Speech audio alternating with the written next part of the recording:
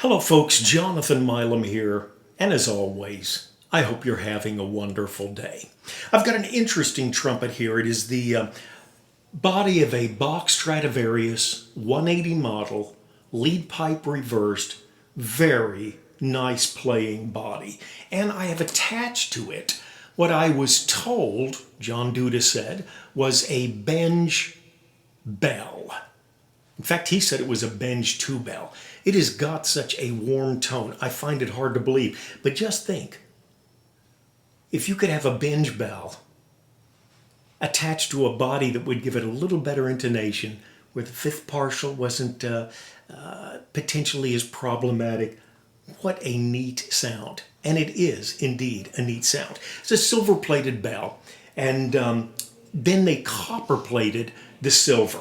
For whatever reason, maybe it's not a 2, maybe it's a 3, maybe it's a 5, but a good sounding bell with this. And what I'm going to do, I'm going to play this bell first with a Reeves 42B, which Bob Reeves patterned after a Bach 7B. He liked that mouthpiece, quite deep, and I believe it's got a 20... is it a 26 drill or a 24? At any rate, larger than average drill. I'll play it with a couple of mouthpieces, a very deep V after this, and then I'm going to play this same body with a 43 lightweight bell. And I'll go to a couple of, try another legit mouthpiece, a GR64 medium extra deep. And lastly with a Monette commercial lead type mouthpiece. And we'll give you the full gamut of what this horn can do, warm sound.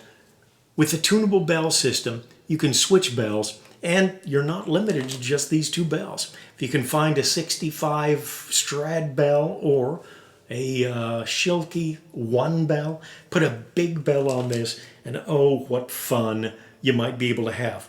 But I gotta say, we do a pretty good job giving you some different options just with these two bells. Okay, legit sound, relatively dark because of the big drill and the way that I play. And we will try and play. I'll doodle around for just a minute to get warmed up, and then we'll try and do Exodus.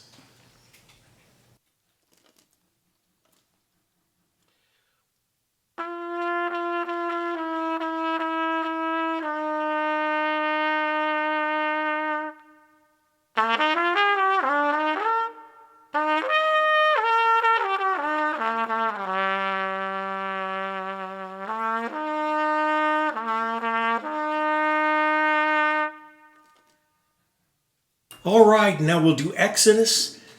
This is a Bach 180 lead pipe reverse bell, tunable option put on by the masterful Charlie Melk with a Benge bell and a Reeves 42B mouthpiece, Exodus.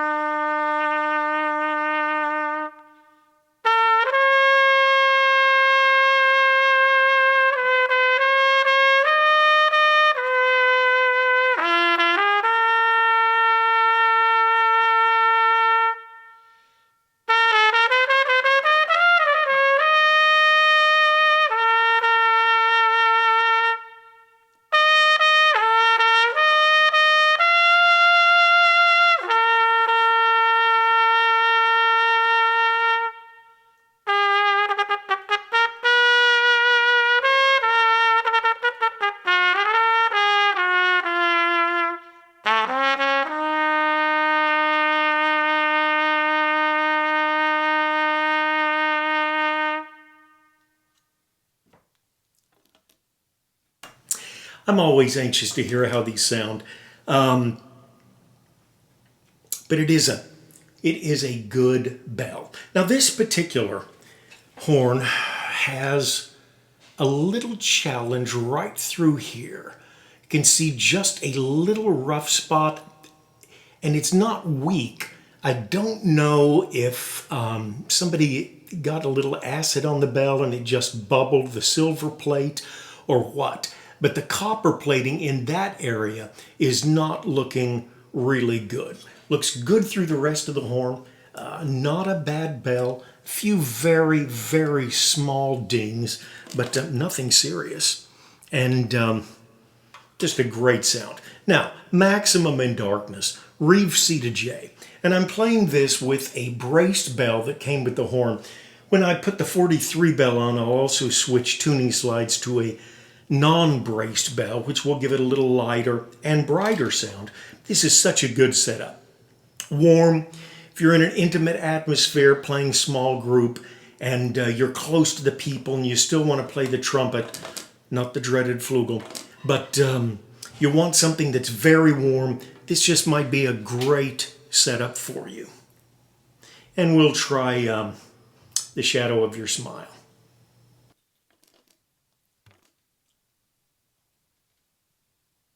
No, I think it's called Misty.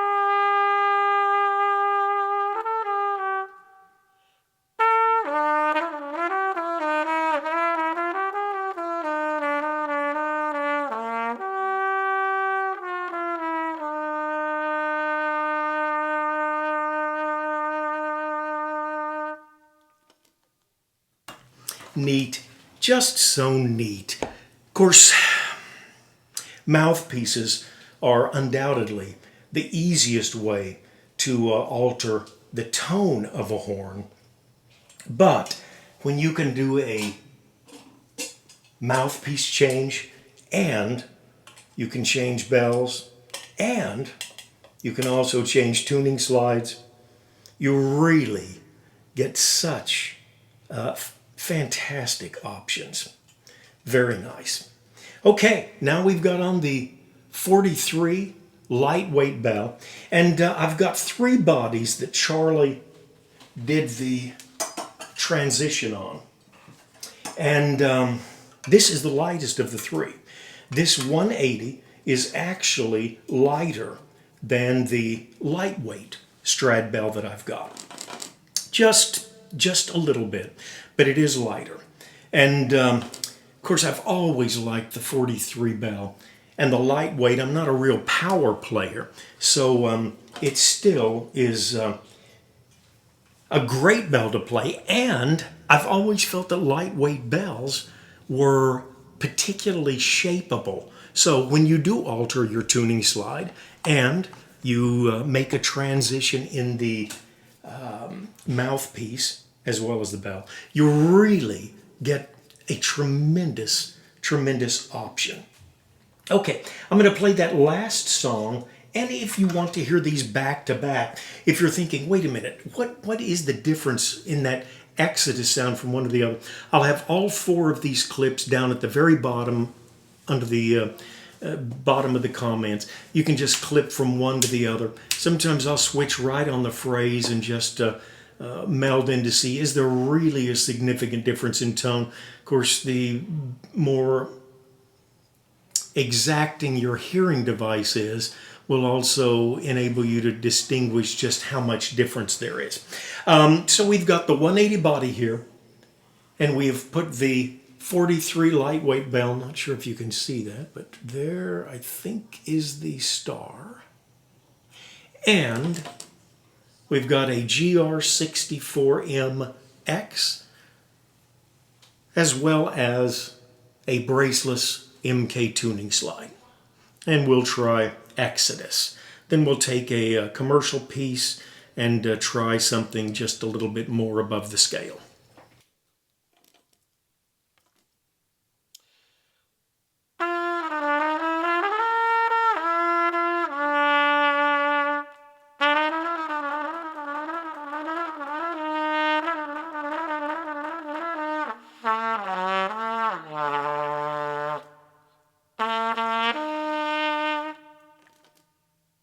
All right, Exodus. Should be a pretty nice, strong sounding, legit type tone.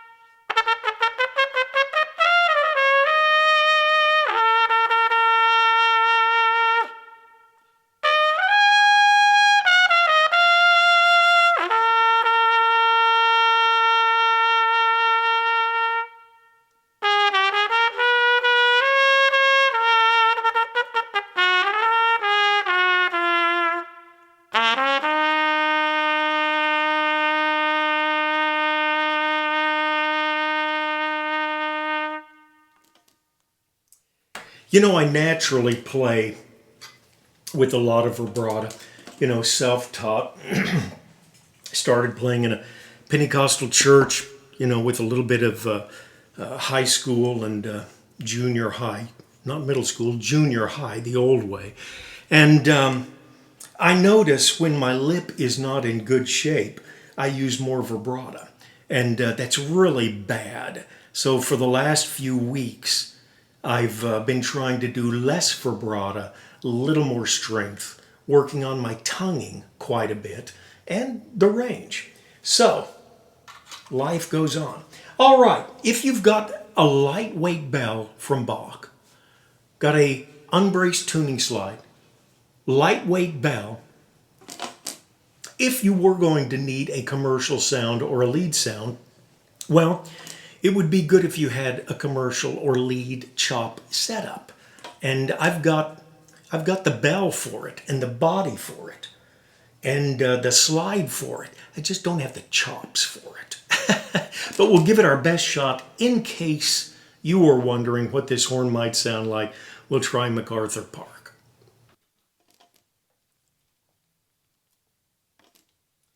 And this is with a Monette BLM. Quite a shallow mouthpiece, but boy, that is a big throat. And I believe the drill size is about a 22. I tried measuring it. I think it's about a 22. Remarkable mouthpiece. I do agree with Dave Monette in as much as when you get a throat that big and a drill that big, you really can hone in on the intonation. It is a thoroughly workable claim, I do believe.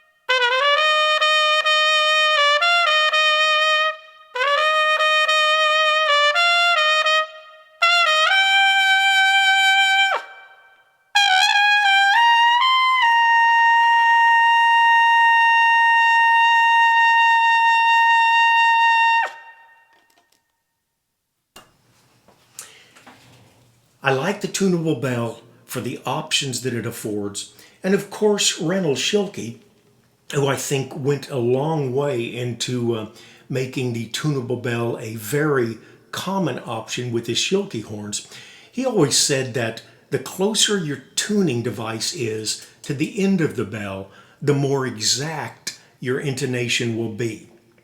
I don't doubt that at all. I think that's actually one of the problems with a flugelhorn, where you're tuning right up where the receiver goes in. It's certainly better than nothing, but it's certainly not the best option.